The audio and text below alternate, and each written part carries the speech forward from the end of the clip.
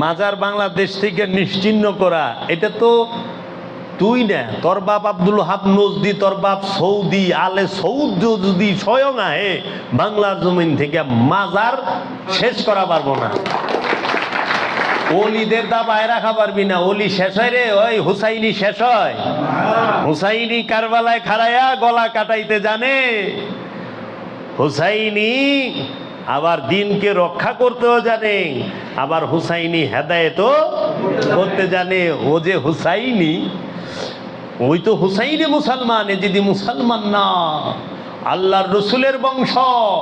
আল্লাহ কইতেছে তাহার আমার নূরকে ফু দিয়া নিভাই দিবার চায়, কখনো সম্ভব না, কখনো সম্ভব না। আল্লাহর নূরকে ফু দিয়া নিবান যায় না।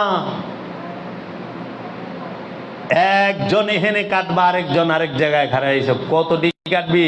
আর একজনই কাঁপি অখণ্ড